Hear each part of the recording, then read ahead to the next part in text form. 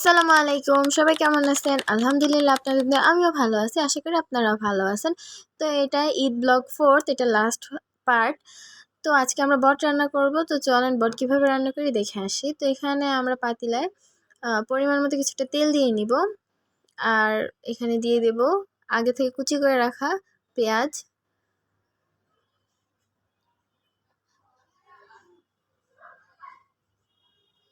আর দিয়ে দিব কয়েকটা তেজপাতা, এলাচ, দারচিনি।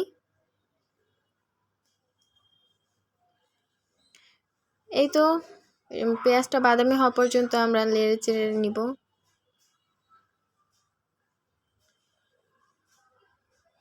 এটা কিন্তু মাটির চুলায় রান্না করা হচ্ছে। মাটির চুলার রান্না খেতেই এমনিতেই অনেক মজা হয়। আর আজকে আমরা রান্না করব বট। তো চলেন দেখি বটটা কেমন করে রান্না করি। তো এই পাশে দিয়ে দিলাম আমরা আদা বাটা, রসুন বাটা, এটা মিক্স করে রাখা ছিল তাই ওইটা দিয়ে দিছি।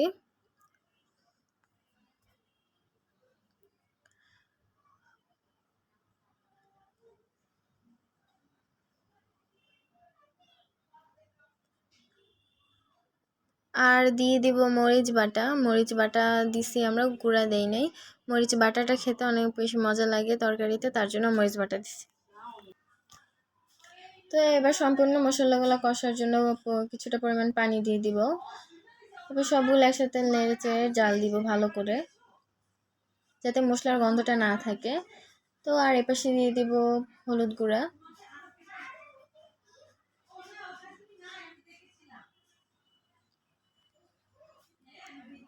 আর দিয়ে দিব পরিমাণ মতো লবণ। আর আপনাদের কার কার বট খেতে ভালো লাগে অবশ্যই বলবেন। আমি বাসায় বট খুবই কম খাই, কিন্তু বাইরে যে রাস্তার পাশে বটটা বিক্রি করে আঙ্কেলরা, ওইটা খেতে বেশি মজা লাগে আমার কাছে। আপনারা কে কে বাসায় রান্না করা বট খেতে পছন্দ করেন আর বাহিরের বট ভাজা খেতে ভালো লাগে অবশ্যই বলবেন। তো এই তো আমাদের মশলাটা কষানো হয়ে গেছে। এবার এখান দিয়ে ধুয়ে রাখা বটগুলো আমরা সবগুলো দিয়ে দিব।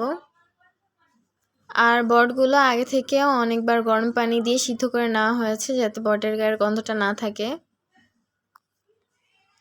তো এই তো সবগুলো এক এক দিয়ে দিব আর দিয়ে খুব ভালো করে রান্না করব।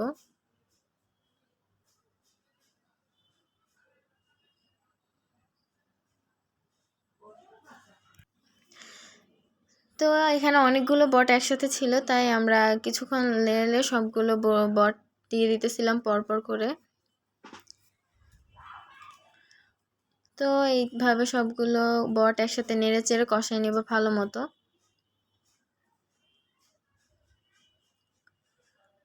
তো আমাদের বট কষানো শেষ। এবার পরিমাণ মতো কিছুটা পানি দিয়ে দিব ভালো মতো বটটা সিদ্ধ হওয়ার জন্য।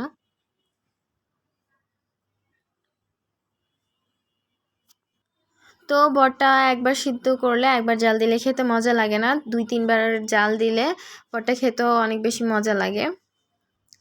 তো আমরা বটটা কয়েকবার করে জাল দিয়ে নিছি। এই তো আমরা এখান দিয়ে বটটা সম্পূর্ণ হওয়ার জন্য পানি দিয়ে দিছি। আর এটা কিন্তু ফুটন্ত গরম পানি, যাতে বটটা ভালো করে সিদ্ধ হয় তার জন্য দেওয়া হয়েছে। এখানে ঠান্ডা পানি দিলে বটটা খুব দেরি হয় সিদ্ধ হতে, তাই গরম পানি দিছি। তো এই তো সবগুলো মশলা একসাথে নেড়ে চেড়ে এবার আমরা এটা হওয়ার জন্য রেখে দিব। তো আমরা বটটা ভালো মতো হওয়ার জন্য এটাকে ভালো মতো অনেকক্ষণ ধরে জাল দিব, যাতে বটটা রান্না হতে হতে উপরে তেলটা ভেসে ওঠে। ততক্ষণ পর্যন্ত বটটাকে ভালো করে জাল দিব অনেকক্ষণ যাবত। আর এই তো এখানে পরিমাণ মতো কিছুটা গরম মশলা দিয়ে দিব। আর এটা আমাদের ঘরে তৈরি গরম মশলা, এটা আমরা কম বেশি সব তরকারিতে দিয়ে থাকি। এই গরম মশলাটা দিলে তরকারি থেকে খুব ভালো একটা স্মেল আসে আর খেতে খুব মজা লাগে। তো এই তো মশলাটা দিয়ে এখন ভালো মতো সবগুলো একসাথে নেড়ে চেড়ে নিব আর ভালো মতো জাল দিব। বটটা যত বেশি জাল দিবেন তত বেশি মজা হবে। আর আপনারা ঈদে কে কে কোথায় কোথায় ঘুরতে গেলেন অবশ্যই বলবেন। আর আমার ঈদের ভিডিওগুলো দিতে একটু লেট হয়ে গেছে, কারণ আমি গ্রামে গেছিলাম, তাই হয়তো একটু লেট হয়ে গেছে। তো কার কার ঈদ ডে কেমন গেল, কে কি রান্না করলেন, কে কি খাইলেন অবশ্যই বলবেন আমাদেরকে। আমার ঈদ ডে আলহামদুলিল্লাহ অনেক ভালো গেছে। তো তো এই পাশে আমাদের বটগুলো অনেকক্ষণ ধরে জাল দেওয়ার পর এখন আমরা এগুলোকে উঠায় নিব। এই তো উপরের তেলটাও ভেসে উঠছে, তখনই বুঝবেন যে বটটা হয়ে গেছে। তো এই তো আমরা এখন বটগুলোকে ঢেলে নিতেছি আরেকটা পাতিলায়। এই তো দেখেন বটটা কি সুন্দর হয়েছে আর খেতে অসম্ভব মজা হয়েছে। এভাবে আপনারাও রান্না করে দেখতে পারেন। আল্লাহ হাফেজ, সবাই ভালো থাকবেন। Thanks for watching my video.